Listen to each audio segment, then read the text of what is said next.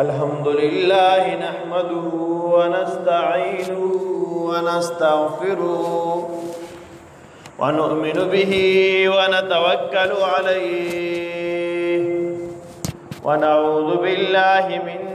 شرور أنفسنا ومن سيئات أعمالنا من يهده الله فلا مضل له ومن يضلل فلا هادي له ونشهد أن سيدنا وسندنا وحبيبنا وحبيب ربنا ومولانا محمدا عبده ورسوله أما بعد فأعوذ بالله من الشيطان الرجيم بسم الله الرحمن الرحيم يا أيها الناس اتقوا ربكم الذي خلقكم من نفس واحدة وخلق منها زوجها وبث منهما رجالا كثيرا ونساء واتقوا الله الذي تساءلون به والأرحام إن الله كان عليكم رقيبا عن ابن عباس رضي الله عنهما قال رسول الله صلى الله عليه وآله وسلم خيركم لأهله وأنا خيركم لأهلي قال رسول الله صلى الله عليه وآله وسلم الدنيا متاع وخير متاع الدنيا المرأة الصالحة أو كما قال عليه الصلاة والسلام قال الله تعالى في شان حبيبه إن الله وملائكته يصلون على النبي يا أيها الذين آمنوا عليه وسلموا تسليما اللهم صل على محمد وعلى آل محمد كما صليت على إبراهيم وعلى آل إبراهيم إنك حميد مجيد اللهم بارك على محمد وعلى آل محمد كما باركت على إبراهيم وعلى آل إبراهيم إنك حميد مجيد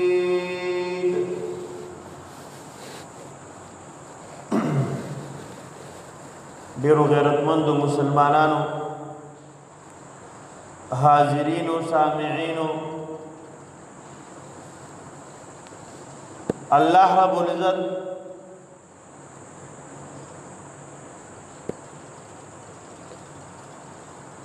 د دنیا دا وجود او د دنیا دا بقا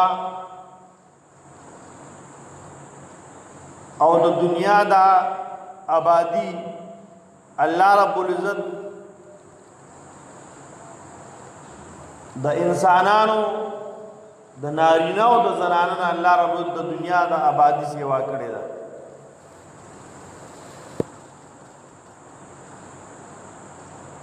نارینه او زنانه چې کله خپل منځ کې ښځه خاوند دي د دوی په یو بل باندې څه حقوق او ذمہوارۍ دي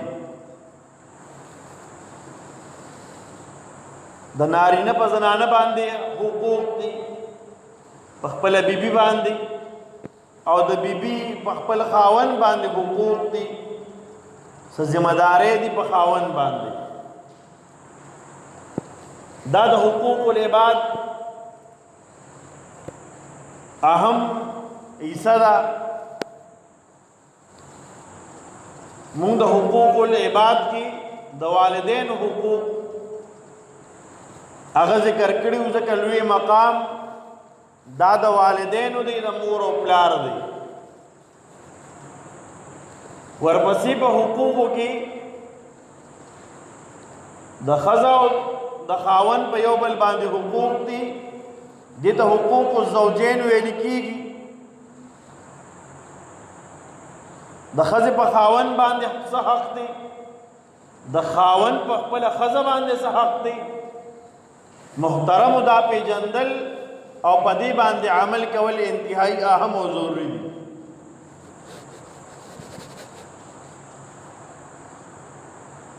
الله رب العزت د ابتدا نه د حضرت آدم علیه السلام د ګس پختینا زمونږ استاد د ټول امور او نیا حضرت حوا علیہ السلام اللہ رب العزت حضرت آدم علیہ السلام د ګس پخته نه پیدا کړي علماء کرام فرمای دا ګس پخته دا کګي ګس پخته سي دا کګي او دا کګي پخته نه الله رب العزت د زنانه ذات پیدا کړي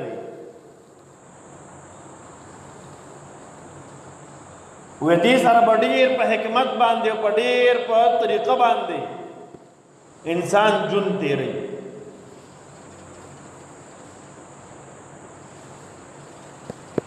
لومبه چې د ښځه خاون خپل منځ کې رشته جوړیږي د دې لپاره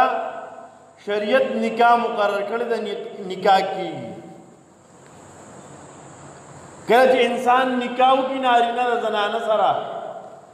او زنانه نارینه سره حق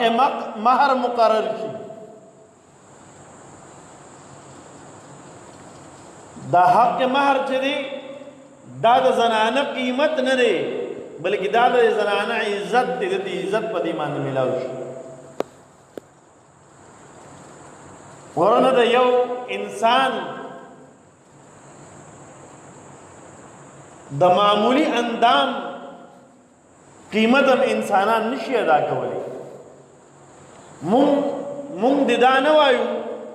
چې د ښځې له ما مهر ورکړی دی بس دا ما اغستې ده بعضې خلک د هغوی هسې اصطلاح داسې په بعضو علاقو کې چې نکاح وکړي وي ښځه مې واغسته دا د هغوی هسې اصطلاحي دا مطلب یې نه چې لکه ما واغسته په پیسو باندې دا ښځه د انسان غلام نه ده د دې مثال د ګاډي د هغې پایې دی یو ګاډی دی په دو پایو باندې روان دی یو پایې دا د نارینه دی او دویمه پایې دا د زنانه ده چې څنګه ګاډی په یو پایې نه چلیږي دغه رنګې د دنیا جون بغیر د نارینه ناممکن دی او بغیر د زنانه ناممکن دی محترمو د الله حبیب جناب نبی کریم صلی اللہ علیہ وسلم ارشاد فرمائی ترمذی شریف روایت تے فرمائی خیرکم خیرکم لأہلی تاسو کے بہترین کس آگا دے بہترین بندہ آگا دے بہترین نارینہ آگا دے خیرکم خیرکم لأہلی جسو دخپل کور والا دا پارا بہترین داغه رویه داغه اخلاق داغه ناست ولاړه داغه جون دا د خپل کور والے سره بهترینی مزیداری او بیا د الله حبیب فرمایي انا خیرکم لاهلی، زه ستاسو نه بهتر یم. په دې وجه زه د خپل کور والو سره بهتر یم. د هغوی سره ښه سلوک کوم. محترمو،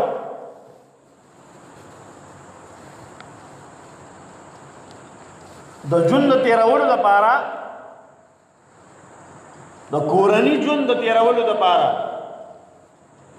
د خپلې شریک حیات چې ستا د ژوند ملګرې ده، دا قرنګې زنانه خپل د کور ژوند ښایسته کول غواړي. د خپل شریک حیات چې نارینه دی، خاوند دی، د ده سره ښکلې ژوند ښه اخلاق سره تیر کړي، دا ژوند به ښایسته وي. او دا هله ممکن دی چې کله دا نارینه زنانه د یو بل حق وپېژني. حق یې پېژندلی نه دی، نو نارینه د زنانه حق نه دی پېژندلی، زنانه ته د زناور په نظر ګوري.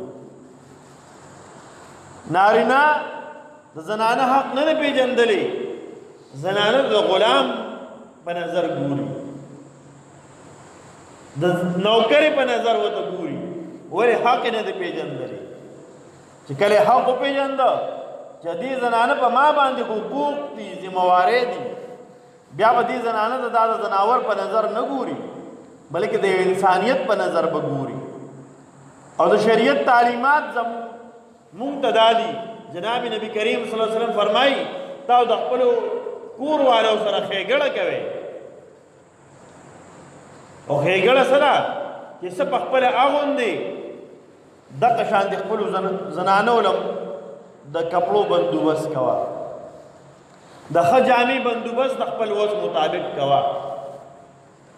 څنګه چې ښه خوراک کې دغه شان د خپله بیبي او کور والا دپاره هم د ښه خوراک بندوبست کوه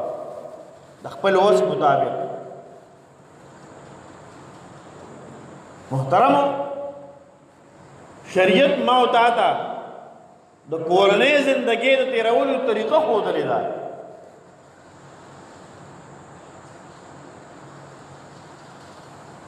دا زنانه مونږ خو ټول عمر د نارینه حقوق بیانو، د نارینه دومره حق دی، دومره حق دی، دا حق دی. هر سړی وایي او هر نارینه د خپل حق یاد دی چې زما په ښځه څومره حقونه دي. خو که مونږ له چاندې سوچ وکړو د خپلې زنانه په ما حق شته، دا هم لږ یاد ساتل پکار دي،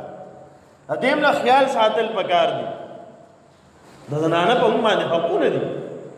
دا زنانه که مونږ سوچ وکړو دا بیبي زما او ستا دپاره څومره ډېرې ډیوټۍ او ذمهدارۍ د دې په ذمه دي او سرانجام کوي یې. نارینه که سوچ وکړي د کپړو اسری کولو لپاره او د انځلو لپاره د یو دوبي ضرورت دی، دا بیبي د دوبي کار کوي. څومره ښه کپړې مونږ وباسو، کله مونږ سوچ کړی دی دا دومره ښه کپړې چې مونږ یې لرې کوو نو بیا یې لرې وغورځو، لنډ یم نه لرې وغورځو چې دا بین نه باندې خلوص نه راځي. دغه کپړې دا زنانه راوالي او انځي یې څومره ښکلې پاکې صفاکې. مونږ تاسو خوراک څښاک دپاره د پخلي او د ګرمولو د یخولو ضرورت دي، د یو نانبایي او د یو باورچي ضرورت دی. دا بیبي د هغې کار کوي، ذمهداري ترسره کوي. ما او تا له ښکلې مزېدار زما او ستا د طبیعت مطابق خوراک پخوي، سیخ وختي څنګه مالګه غواړي، څنګه سالن غواړي، مرچکې کم او څومره زیات غواړي، دا خیال ساتي که نه ساتي دا بیبي؟ نو دا ذمهواري مې ترسره کوي. زما او ستا د کور دپاره باقاعده د یو څوکیدار ضرورت دی چې د کور خیال ساتي. دا بیبي کور کې ناسته ده سهار نه ماښام پورې، څومره خیال ساتي، یو چیز بې ځایه نه پرېږدي. ستا اساسه او سرمایه ده د هغې هم خیال ساتي، د کور د لوښو لرګو هم خیال ساتي. ما تا په خوراکو کو پلیټونه څخه پریدو درستخان څخه پریدو دغه درستخان دا بی پاکي لګیا څومره خیال ساتي که نه ساتي کنه بعضې وخت کې بعضو خلکو ته وایي ته یې په خپله پاکوه که نه بعضو خو اورېدلي که نه دا الله ورته ښایي چې ګورئ دا په تا احسان دی په تا باندې احسان دی د دې شکریا ادا کوه داسې ښځې په بعضو خلکو اورېدلي چې بهی هر څه د خپل کار دی محترم څومره ذمهواری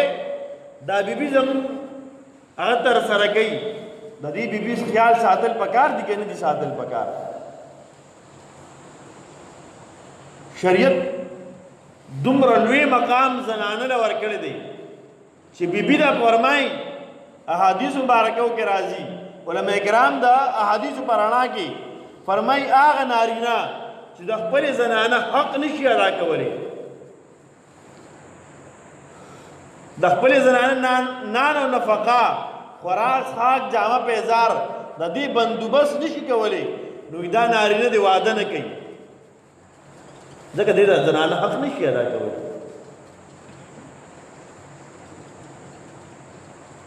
محترمو بیا زنانه دی ذات دی یا نارینه دی په انسان کې که یو غلطي پکې ده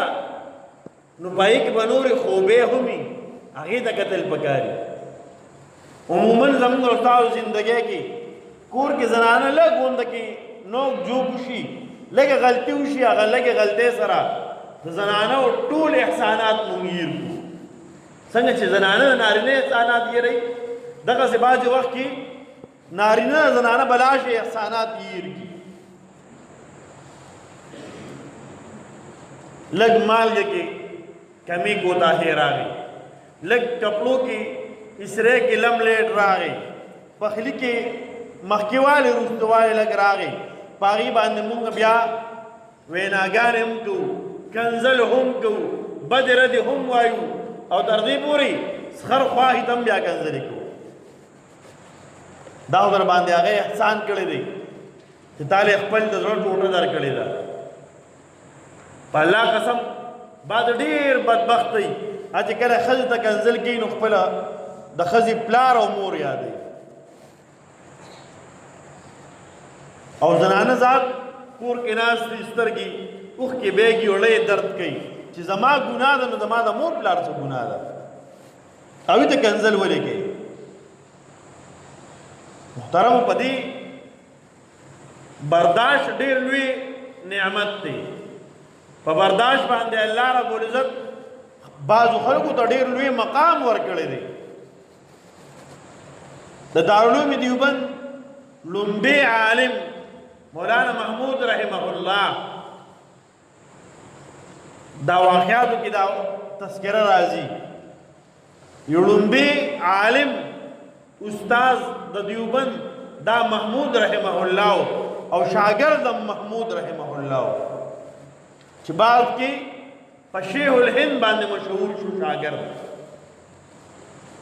محمود الحسن محترمو فرمایي دا استاد وفات شو د دیوبند لومبی عالم لومبی استاد دا وفات شو چا خوب کې ولیده تپوس ته وکړ حضرت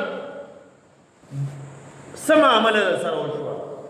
وی الله دې مغفرت وکړو وی بسو شو مغفرت څه عمل داسې و هغه خلکو د دین ډېرې لویې قربانۍ کړې ډېرې لویې ستړې کړي دي نن چې دا علماء دیوبند په نوم باندې عقاید علماء دیوبند یو بحر دی لګیا دی او په هر کلي کې په هر علاقه کې د هغوی د نظریې او د مسلک نن د دین خدمت کې لګیا دي مدارس کې محترم دا د هغه لومبي عالم او د هغه لومبي طالب علم شاگرد برکات دي چې دوی پورې اوس چلیږي نن چې تاسو دا اکوړه خټک دارالعلوم حقانیه یې نه دا دارالعلوم ثاني دی دا د هغې برکات شرګړ کې چې دارالعلوم اسلامي عربیه شرګړې نه دا د هغې برکات دي دا هغې استاد او شاګرد محنت او ثمره ده. نن په شرګړ کې د هغې الحمدلله مدرسه ده، په هر کلي کې مدرسه ده. عرض مې دا کوم محترمو، دا محمود رحمه الله نه په خوب کې دا کس تپوس کې بزرګ دی، وی حضرت په څه مغفرت شو؟ وی جی مغفرت په دې خبره باندې وشو چې ډېر ورکوټې عملو، ډېر ورکوټې عملو زما په یاد کې نو، الله په هغې زما مغفرت وکړو. فرمایي څه عمل دی؟ وی ورځ کور ته لاړم، بیبي راله پخلی کړی و، پخلی ما ته مخې ته کېښودو، ما چې نوړۍ واغېستله مالګه پکې د سره نه وه، مالګه پکې بیخي تېره شوې وه. وي ما خیال وکړو چې دا مې انسان دی که نه، څنګه چې زه انسان یم رانه بلا یېرې کېږي، ډېر کارونه رانه یېرېږي، ډېرې خبرې رانه یېرېږي، نن زما د بیبي نه هم خبره یېره شوه. خیر دی، وي ما پخلی وخوړه، غږ مې ونه کړ، ما غږ ونه کړ. وی الله رب العزت دا عمل خوښ شو، په دې عمل الله زما مغفرت وکړو. نن مونږه سوال نه پیدا کېږي چې مالګه دې سیوا او کمه شي. مونږ دومره کنځل وکړو، پلیټ د غوري هغه میسته وولو، نه دې ته ګورو دا رزق ما وشغو، نه دې ته ګورو دا ما احسان ما د دې خپلې بیبي احسانات دي، هېڅ ته ونه ګورو. دومره بد رد ووایو چې بیبي وایي ربه د داسې زناور نه مې خلاص کړي. داسې زناور دی که زناور ته چېرته په پخلي کې یا په دې خوراک کې کله کله د شوتلو په ځای باندې څه بل څه راشي، خوري یې که نه یې خوري، هغه داسې لتې نه ټکوي، دومره رمباړې هغه هم نه وایي، څومره چې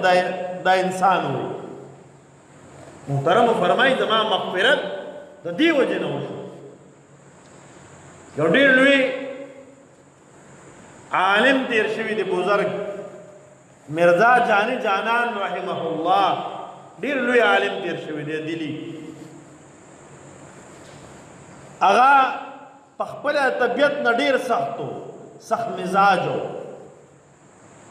او طبیعت کې د بعضې کار به چې وران جاړولي د په دې باندې به ورته کار راتلو. یو پیرو ته یو باچا والا خواله راغلی و، هغه ورته وایي حضرت زه باندې خپل لاس وبس کم د لاس نه، هغه وایي زه چې ستا خوښه ده نو اوس که راباندې. نو هغه کپ کې اوبه راواغېستلې، په هغې باندې به د پاسه سر پروت و.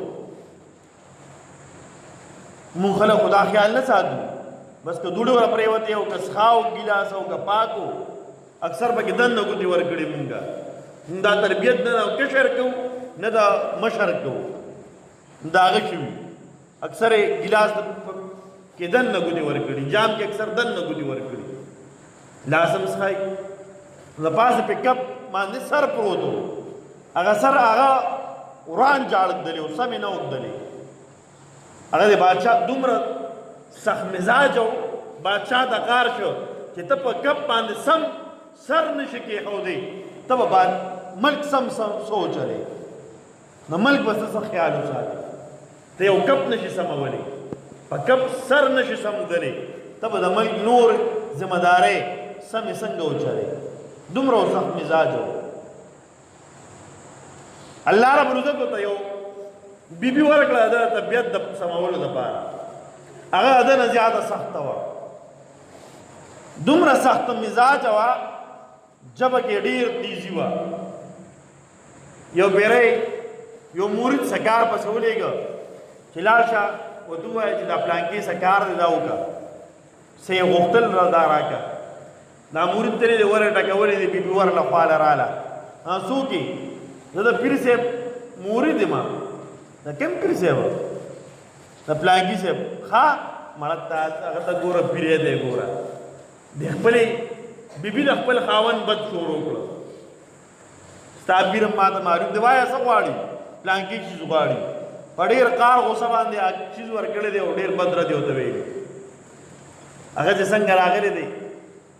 د پیر صاحب ته وایي چې حضرت صاحب دومره بد زبانه ښځه دی ده، ته دې سره ژوند څنګه تېروې؟ دا خو ډېره تېزه ښځه ده، اور په خوله کې وړي، خیال دې کنه بهرحال هغه ته وایي چې بس گزاره ده کوو برداشت کوو کنه وی حضرت دومره تیز زبانه ښځه ده طلاق وله ورکړه چې بس خلاص دی سمه ښځه بله وکړه دینداره نیکه برداشت والا او حوصلې والا ښځه وکړه بلا شي تا ته میلاویږي هغه ورته وایي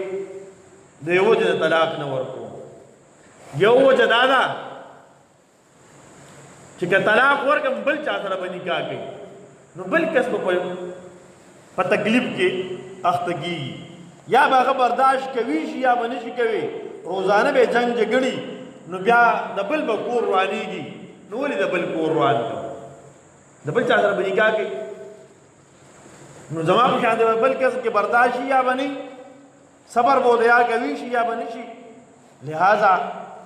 ځکه طلاق نه ورکوم او دویم عمل وي د دې ښځې د تیز زبان درازې د وجې نه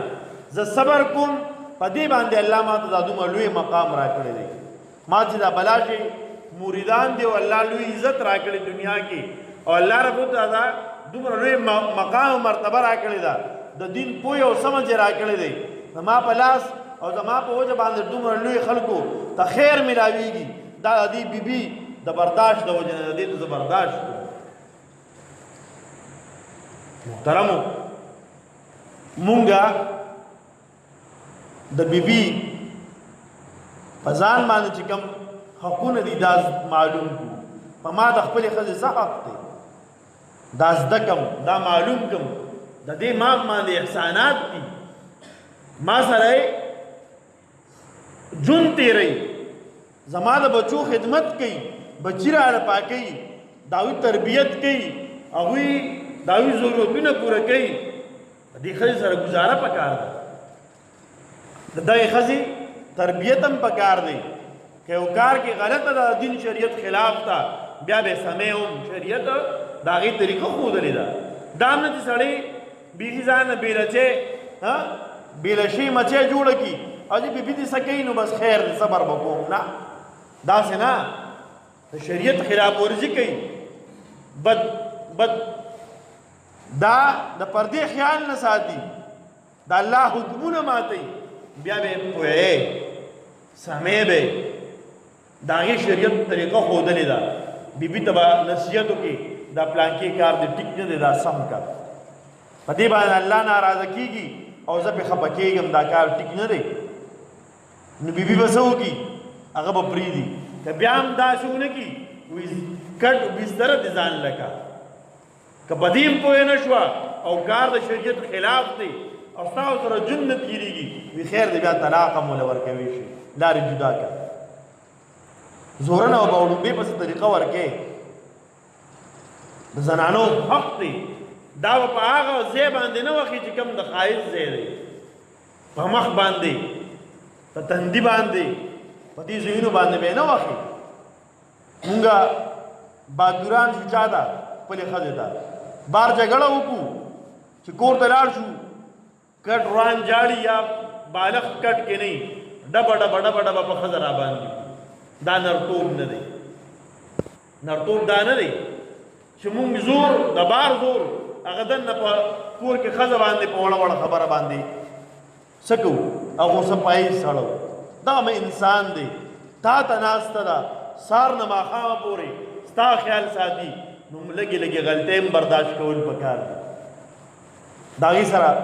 بهترین کور هغه دی چې ښځه خاوند په مینه محبت باندې ژوند تېروي خلک تعویضونه غواړي مولي صاحب موږ له تعویض راکړې ښځې سره مې تعلق ټیک نه دی د خاوند سره مې تعلق ټیک نه دی دا تعلق سمولو دپاره خلک څه کوي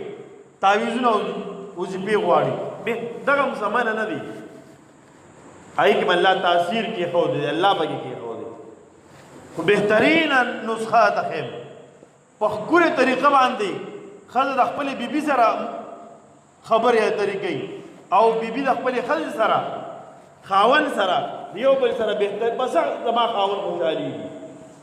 خاوند د پته ده زما بیبي په کوم نوم خوشحالېږي حقه نوم ورته دوه درې پېرې د ورځې ته وایه قسم دی چې ځان درنه قربانوي خو موږ چې ورنه وایو څه ورته وایو بدې ردې ورته وایو هغه نه شو ویل هم نه دي پکار پوری طریقې سره نوم ووایو چې په کومه د خپل ستا بیبي خوشحالېږي د هغې زړه وګټو زړه دې ولې په مینه محبت وګټه قسم دې دا که دا دې ونه ګټه په مینه محبت